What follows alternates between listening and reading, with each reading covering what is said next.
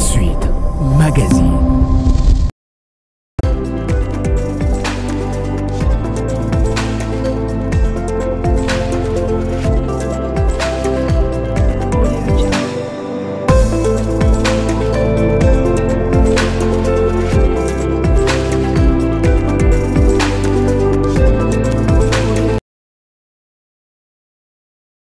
Le plaisir est pour nous de vous amener à découvrir le professionnel, les hommes de métier, les personnes qui assument des fonctions quelconques dans la République démocratique du Congo.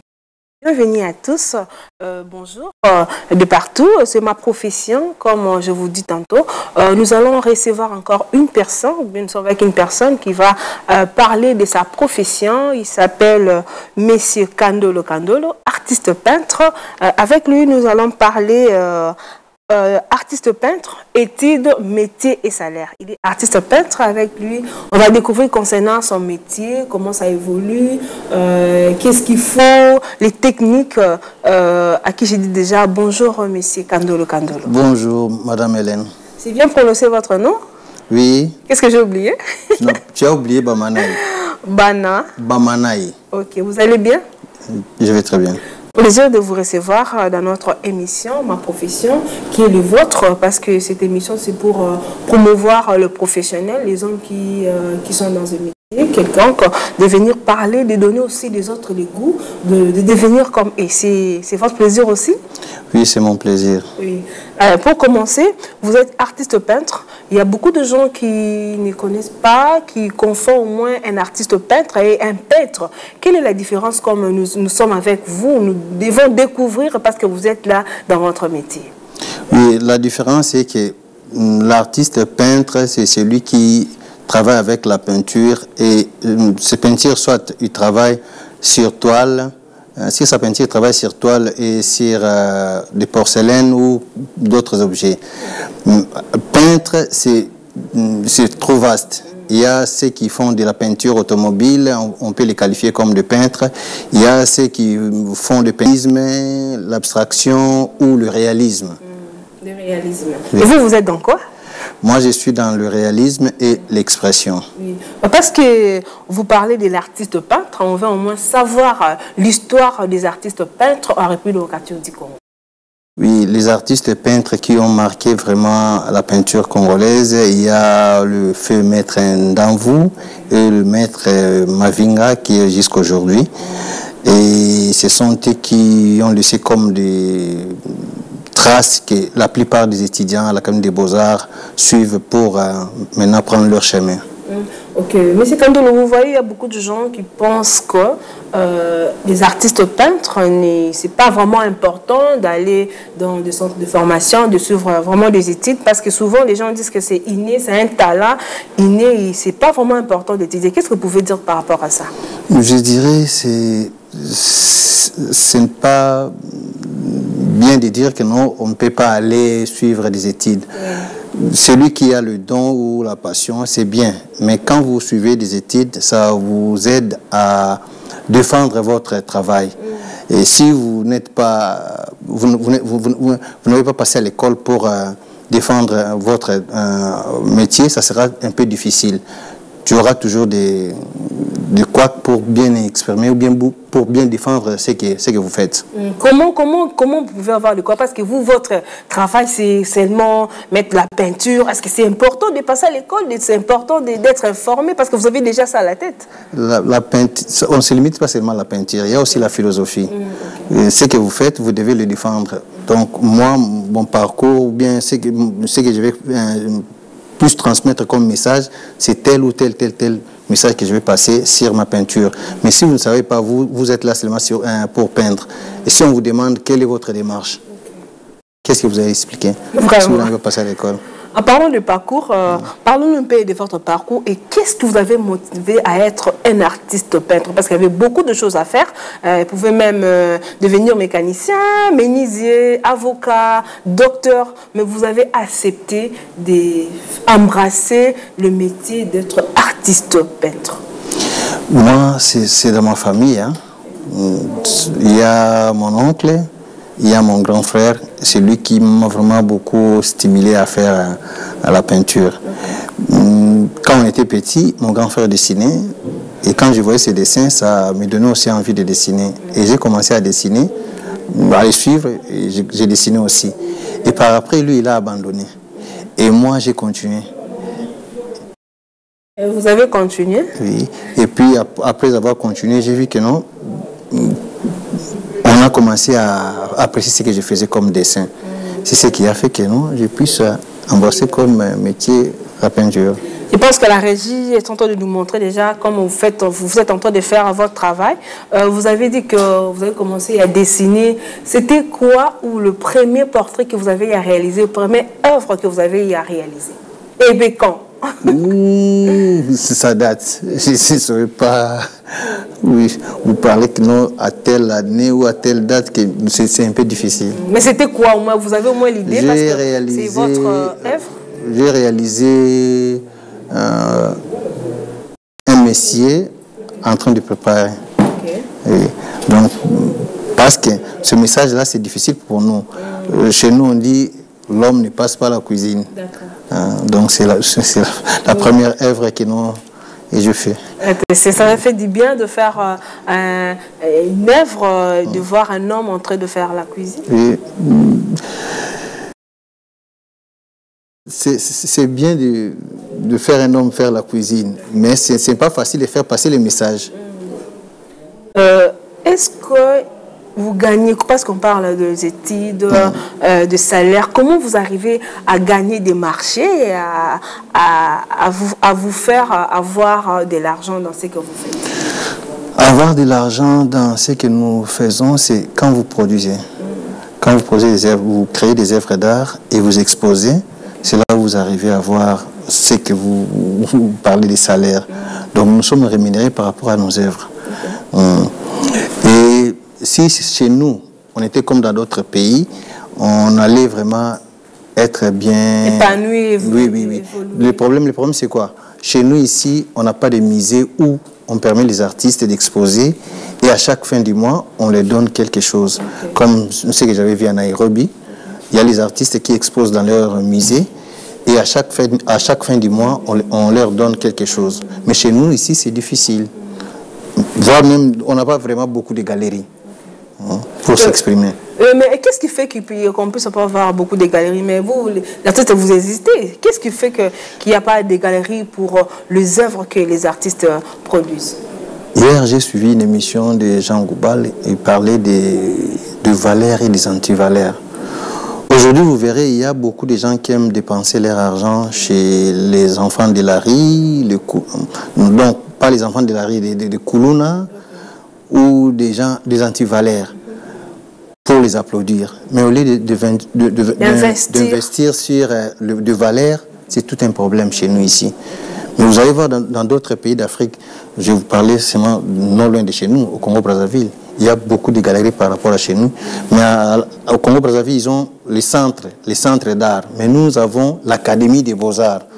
Même à Nairobi, au Kenya, là où j'étais, vous verrez que non, ils ont des centres, pas l'Académie des Beaux-Arts. Mais nous avons l'Académie des Beaux-Arts. Mais vous verrez que non, il y a moins de galeries et moins de musées. Vous voyez un peu. Donc c'est difficile de gagner notre salaire. Et parce qu'on parle aussi des galeries, vous ne voyez pas que peut-être les Congolais ont peur, vous voyez, ils disent que derrière des œuvres d'art, il y a toujours le fétichisme, il y a toujours des grigues. Des fois, ils s'abstiennent d'avoir des œuvres pour eux à la maison. Qu'est-ce que vous pouvez vous par rapport à ça? Aujourd'hui, si vous parlez de ça, moi je peux vous contredire. Okay. Nous aimons beaucoup la musique, non? Okay. Mais on parle que non, dans la musique, il y a du fétichisme. Mais vous verrez, ces musiques-là, c'est juste... consommer la musique. Vous comprenez un peu? Ce n'est pas dit que non, s'il y a du fétichisme dans l'art, tout le monde fait du fétiche pour vendre ses œuvres d'art. Moi, j'ai côtoyé des grands messieurs, de grandes dames d'Afrique. Je n'ai pas touché au gris-gris. Okay. Donc, ce n'est pas le problème de dire que non, c'est le problème de la culture. Moi, je vais parler un peu de notre ministère.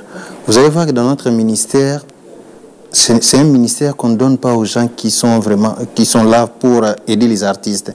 Mais c'est comme si on leur donne ce ministère pour le remercier. Vous allez voir que depuis Mobutu jusqu'à aujourd'hui, il n'y a pas des expositions que le gouvernement organise pour les artistes. Que non, chaque année, comme ce qu'on a vécu à Nairobi, on était allé participer à l'exposition Manjano. C'était pour le pays de l'Afrique de l'Est. Mais chez nous ici, nous qui avons l'Académie des Beaux-Arts, oui, on n'a pas des idées comme les autres. De faire que non, même dans le pays, on organise des grandes expositions pour les artistes. Je ne sais pas si il y a des archives ou il n'y en a pas dans notre ministère de la Culture et des Arts, je ne sais pas. Mais il y a des archives. Quand je parle que non, à l'époque de Mobutu, il y avait des expositions de grande envergure où tout le monde exposait. Mais aujourd'hui, ça ne se fait pas.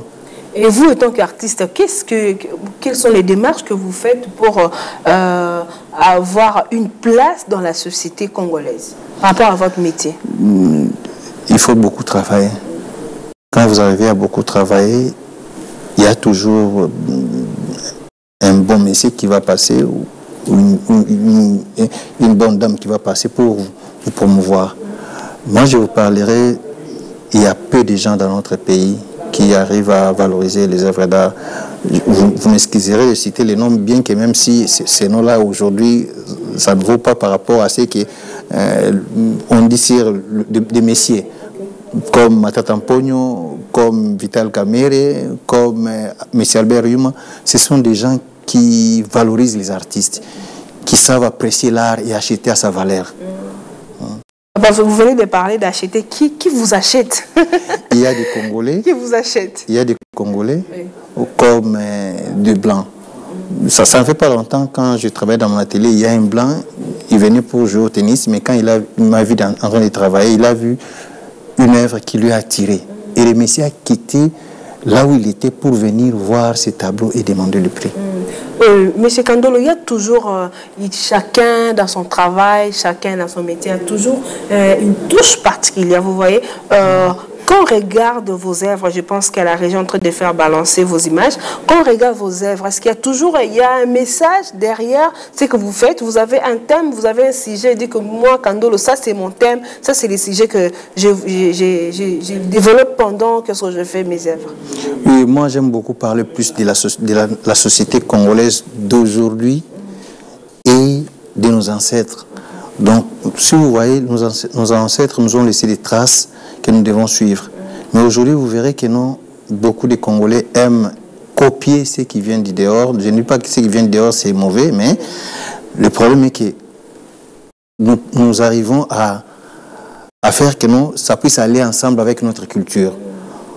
Vous voyez? Mais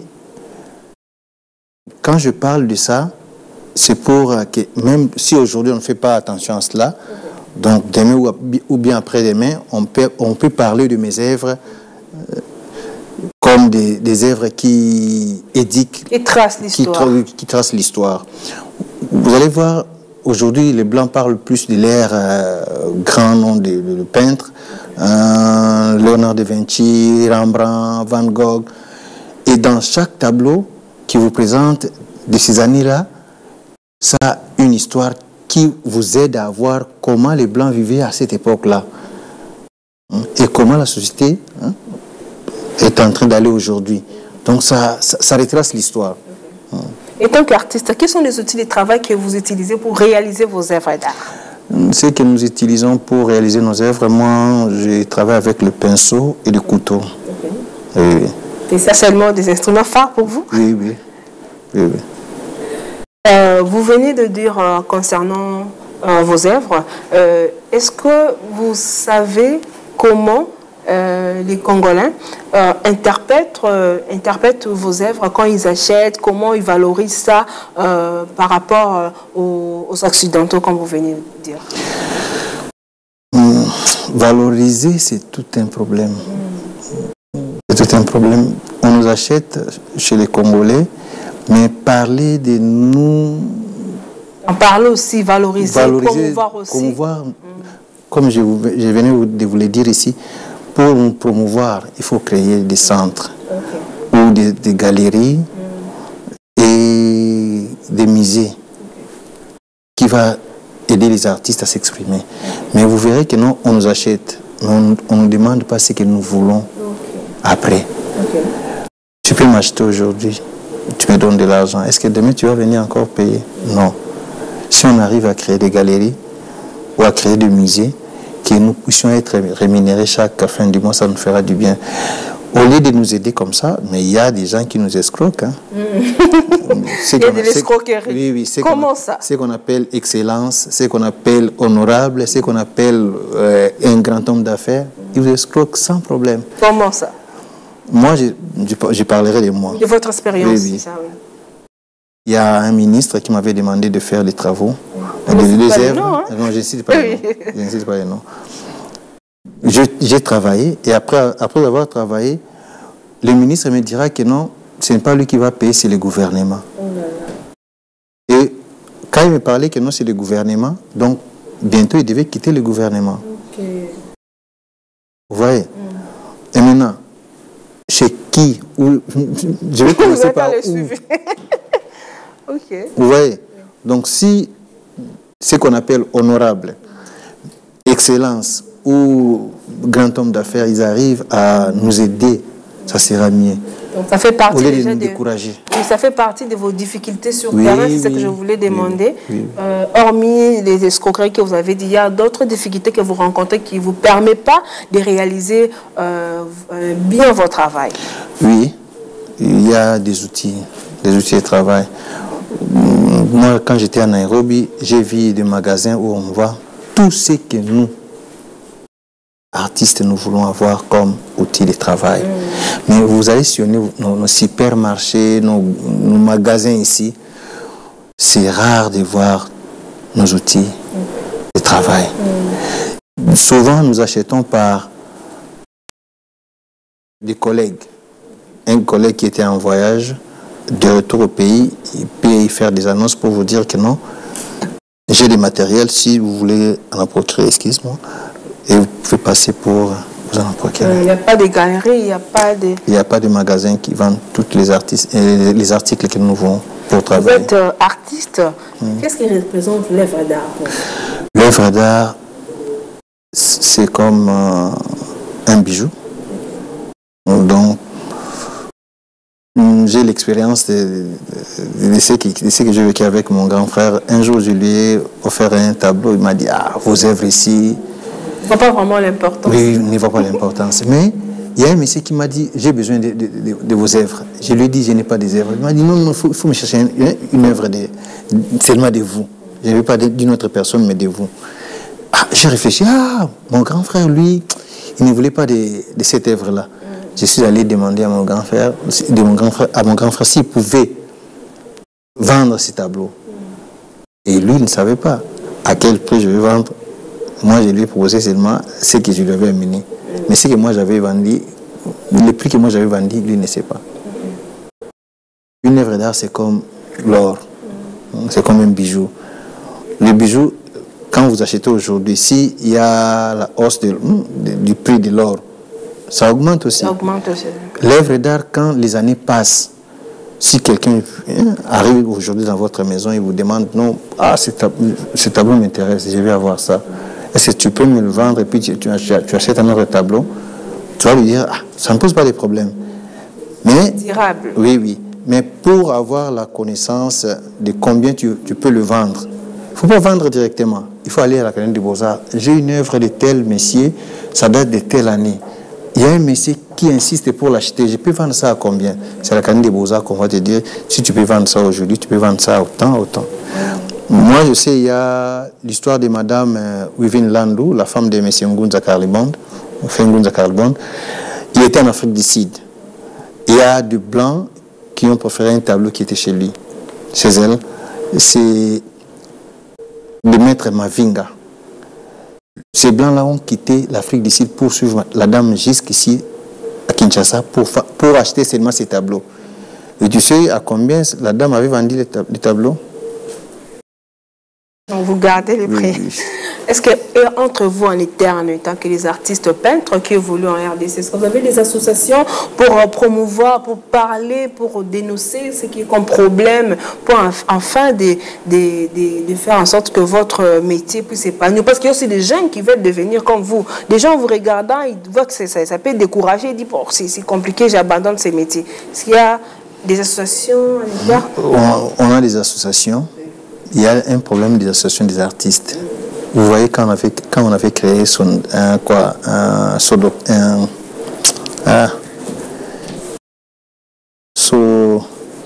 nom échappe. Oui, allez-y, on va continuer. Sokoda. Sokoda, oui. C'était pour aider les artistes. Mais par après, les artistes ont commencé à... Et même, ils ont... Oui. Tu vois? Donc, le problème, c'est quoi? Ce n'est pas de se décourager parce que nous avons des problèmes dans notre métier. Moi, je sais que je vais demander plus au gouvernement, qu'on arrive à nous mettre des gens sérieux au niveau. Je ne dis pas que non, la ministre, elle n'est pas sérieuse. Je dis qu'on nous met des gens qui connaissent notre métier et comment valoriser aussi ces métiers. Il y a des jeunes qui terminent l'Académie des Beaux-Arts. S'ils nous voient en train de dire que non, le métier, ça ne marche pas, ils vont se décourager. Vraiment se décourager. Oui. Moi, je vous dirais que non, ce métier, c'est un métier noble.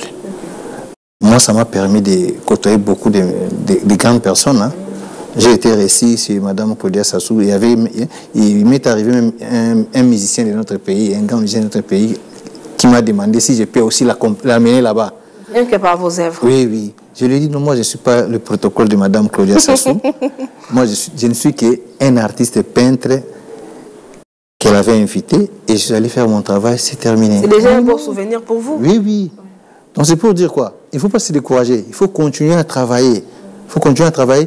Et par ton travail, on va te découvrir et tu vas rencontrer des grands messieurs, hein, de grandes personnes à cause de ton travail. Il ne faut pas se décourager. Et un jeune qui inspire à devenir artiste peintre dans notre pays, quel sera votre message?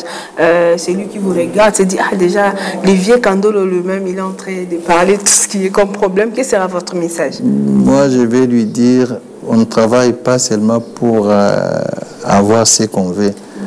Donc, tu peux travailler beaucoup. J'ai l'exemple d'un artiste américain. Il a fait des albums. Il est devenu vieux. Après avoir devenu vieux, on lui dit que non, ces albums, ça commence à être consommé par beaucoup des Américains. Et il a gagné beaucoup d'argent. Un clin d'œil. Oui. À la dernière minute. Oui, c'est pour dire on ne travaille pas seulement pour l'argent. Tout d'abord, c'est pour ce que vous aimez comme passion. Là.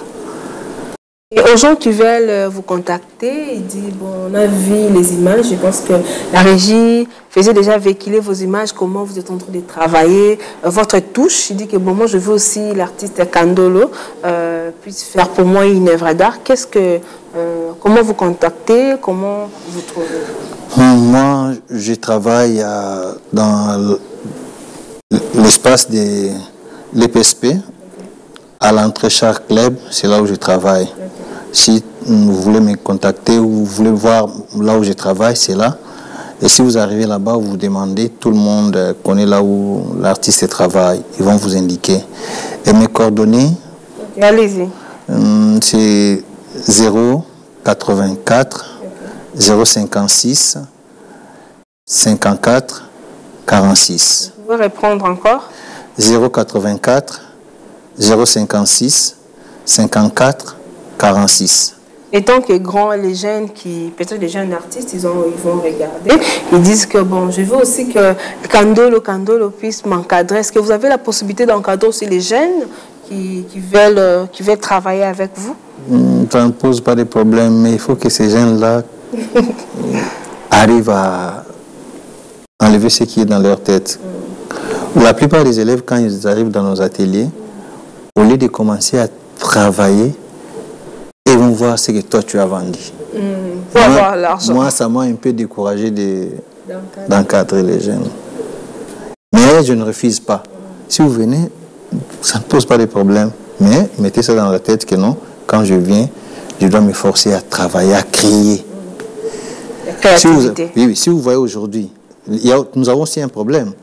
S'il y a quelque chose qui s'est vendu à l'Académie des Beaux-Arts, vous verrez que non, tous les élèves de l'Académie des Beaux-Arts veulent travailler de la même manière que la personne qui avait vendu.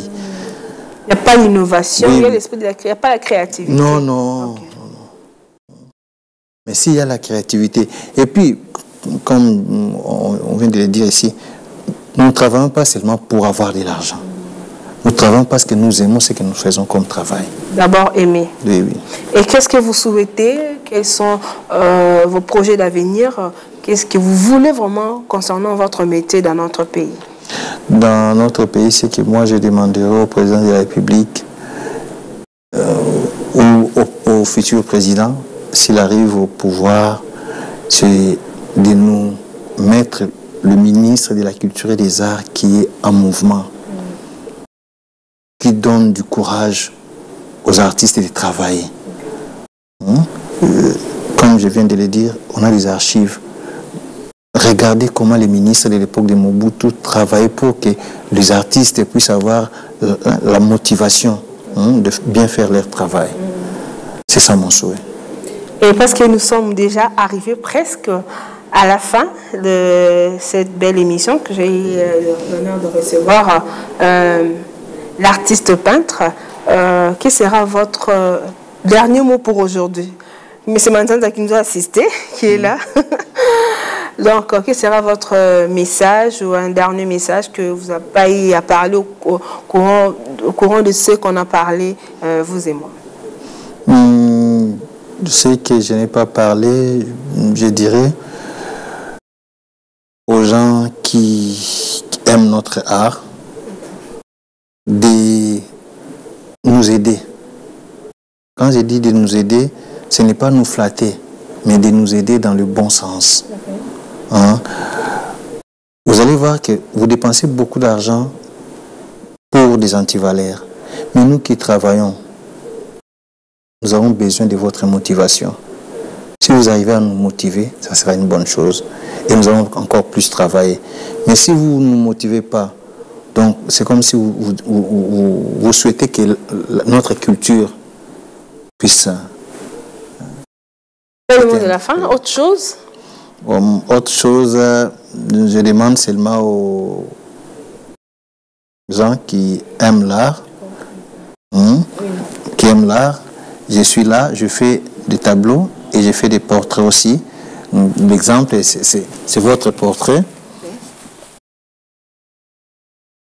Waouh, c'est joli, hein? Merci beaucoup. Ça montre vraiment votre œuvre. Oui. Déjà, je pense que vous aurez les clients. Merci. C'est ça le dernier mot que vous m'avez amené. Oui, oui. Merci beaucoup, M. Kandolo. C'était vraiment un réel plaisir. Donc, je suis vraiment émise d'avoir un cadeau pendant l'émission.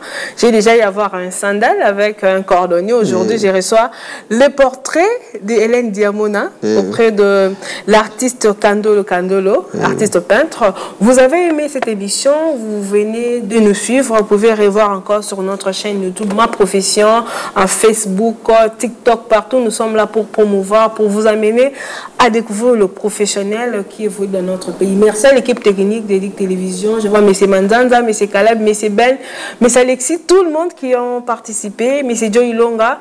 Merci à vous. Contactez-nous au numéro qui est au bas de vos écrans. Nous serons là pour parler, promouvoir votre profession. Vous et moi, on se retrouve très très prochainement, mais à très bientôt. Merci.